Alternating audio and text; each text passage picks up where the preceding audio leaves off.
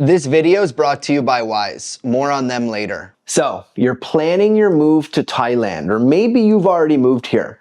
You've figured out your visa, maybe you've scoped out a condo or a house to rent, and you've started to imagine what daily life might look like. But there's one essential piece that nearly every expat has to figure out sooner or later, and that's how to bring money into Thailand.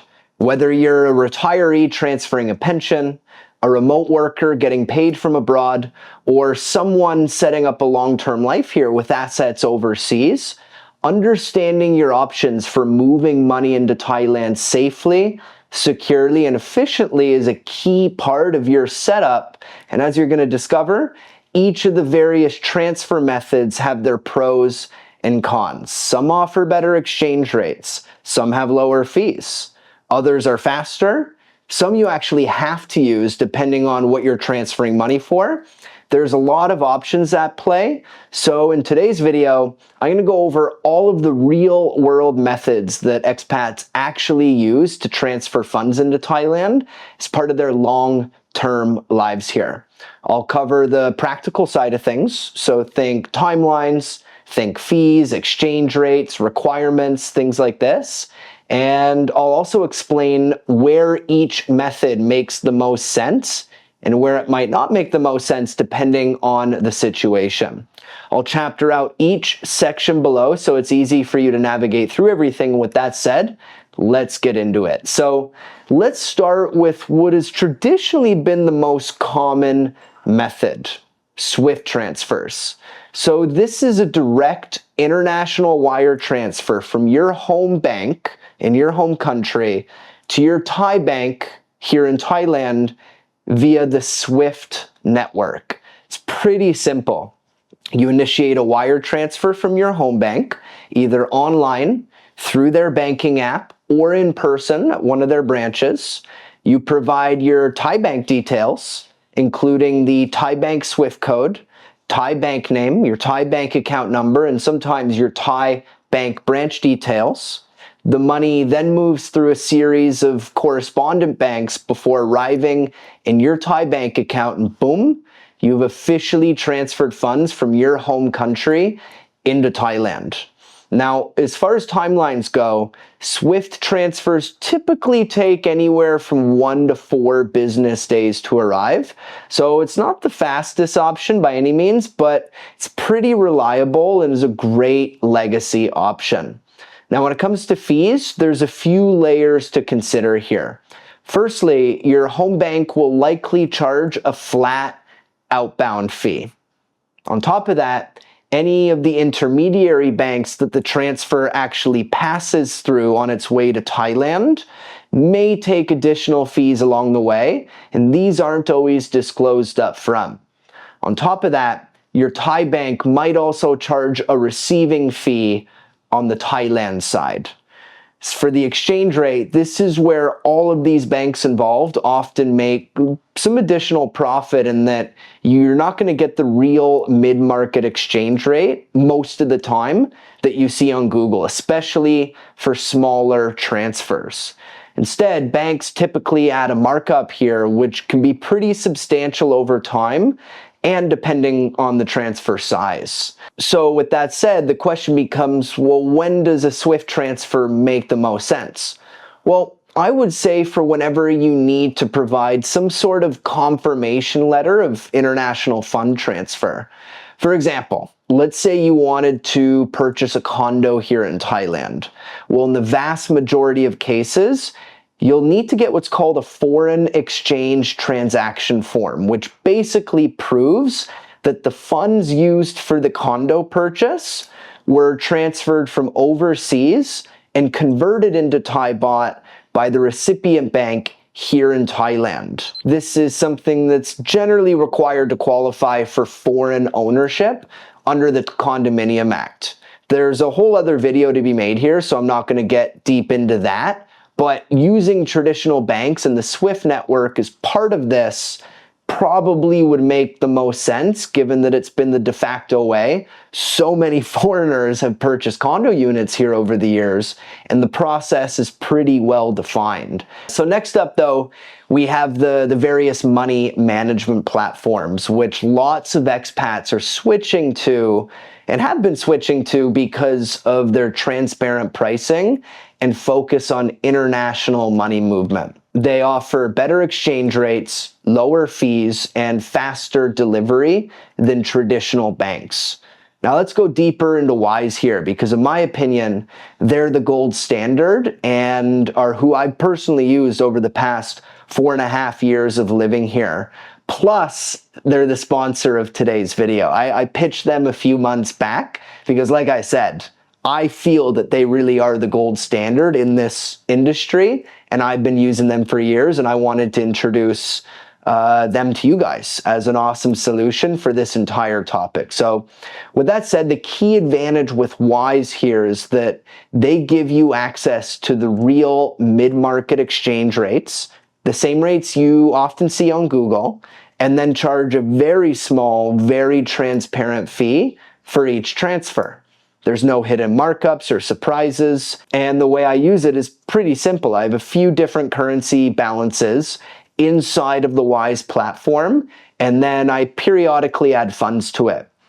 I generally add US dollars, and then from there, I convert those US dollars into Thai baht, and I can do so at what is oftentimes the best possible exchange rate and with no hidden fees. And from there, I'll usually pay Thai vendors directly from my Wise account, such as my landlord, using their Thai banking details in Thai baht. Okay, so let's compare the difference in costs here for a standard SWIFT transfer from my bank in Canada to my bank in Thailand, and then let's compare that same transfer with the same amount but through Wise and see what the difference is, just put it in the real world. So let's start off with SWIFT here. So I've preloaded myself as a recipient here. I'll go ahead and enter 1,000 Canadian dollars here for the sake of the video.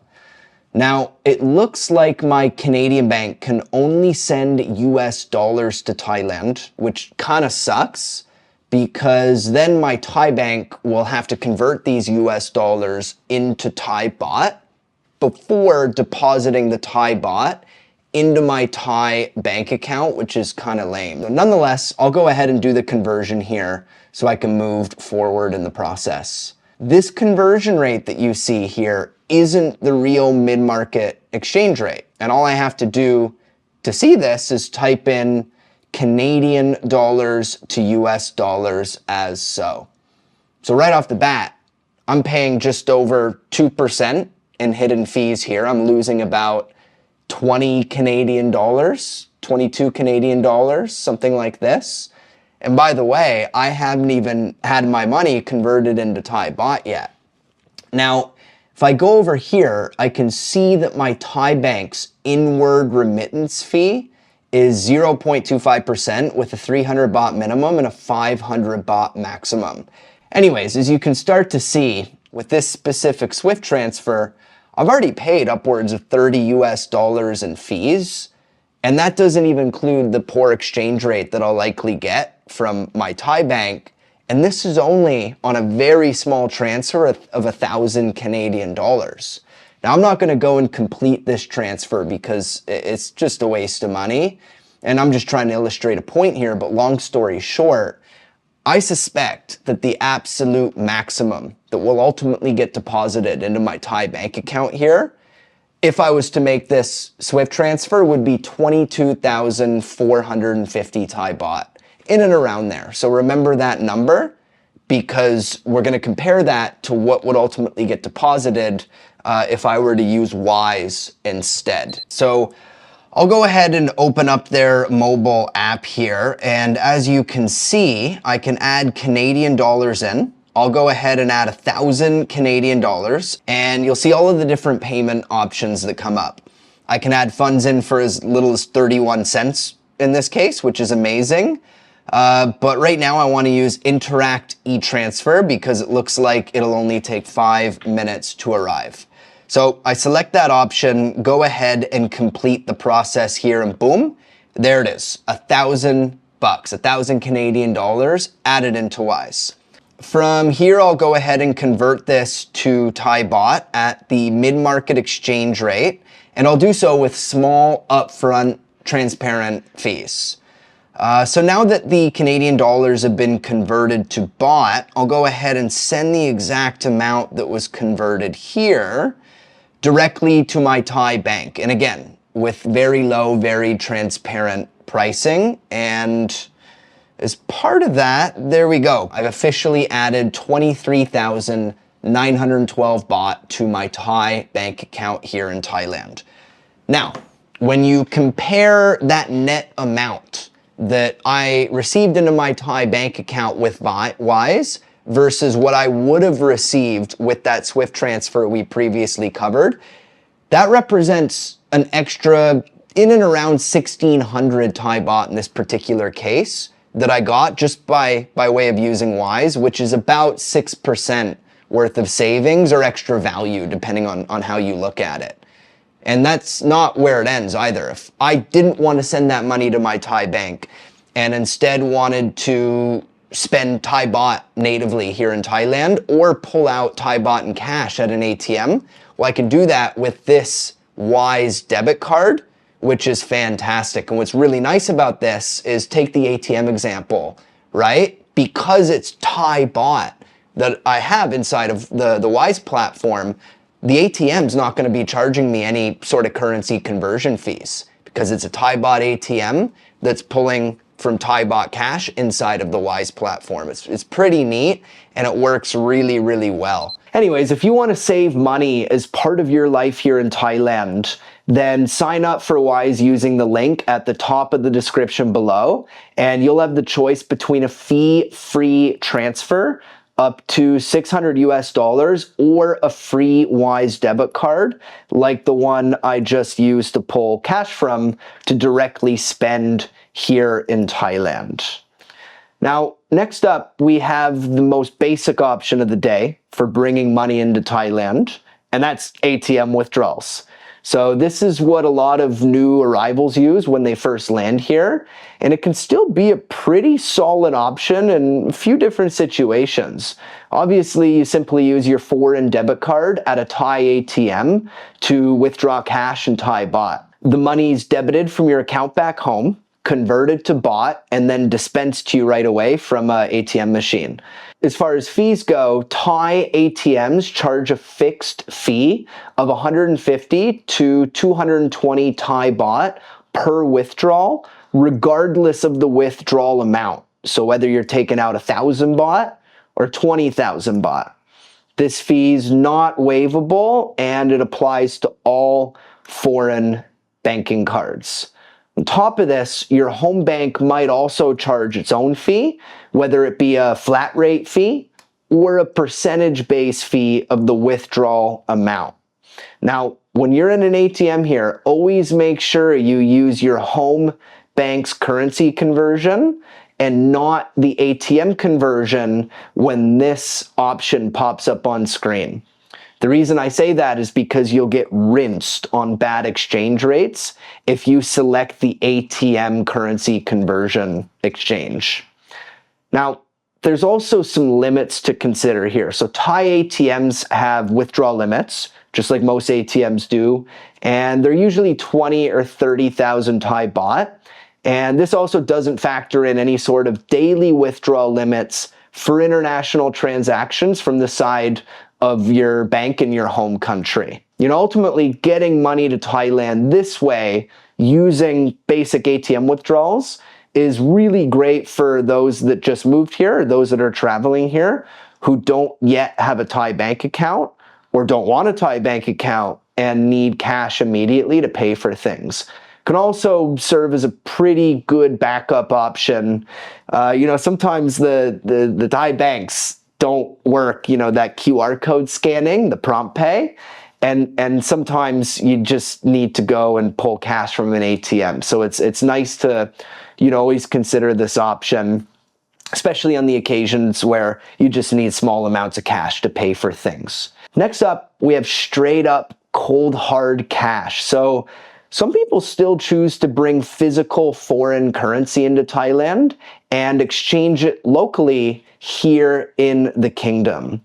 This is an old school approach, I get it, but it can actually offer some pretty good advantages in specific situations. So as per this graphic from the official Thai Customs Department government website, you can bring in the equivalent of 15,000 US dollars into Thailand without declaring it. I will say I have heard elsewhere that this number is actually 20,000 US dollars, but I'm gonna use the 15K for the sake of this video based on the fact that, I pulled that information from the government website. Either way though, this method can make sense in a few different scenarios, right? It can also be convenient for people who believe in cash and cash alone. It can also be convenient for people who don't want to deal with banks. It can also be convenient for people that maybe live here year round, but perhaps travel back to their home country a couple times a year, go back to Europe for the summer. They can bring in cash up to that limit we just spoke about and not declare it when they come into Thailand. So there's a few different use cases, right? There are obvious downsides. There's always security risk in carrying large amounts of money on you.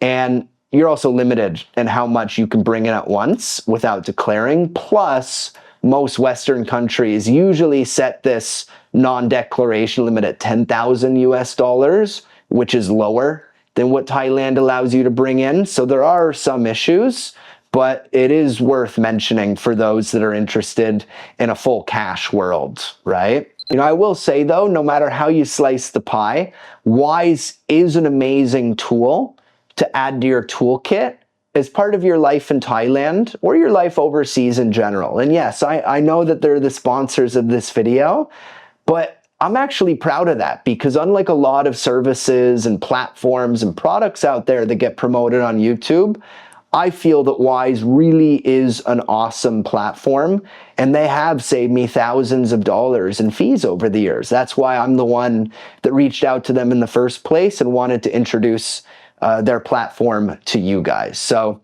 with that said, if you're still in the planning phase of your move to Thailand, you should definitely check out and sign up for my 8-part relocation series, all about moving here the right way, which covers a lot of the technical things you'll want to get right before moving here. It's the series I wish I had before I moved. And if you want to get set up with Wise, just click the link at the top of the description below, and you'll have your choice between a fee-free transfer up to 600 US dollars or a free Wise debit card. So with that said, I hope you found this helpful. We will see you next week. Cheers.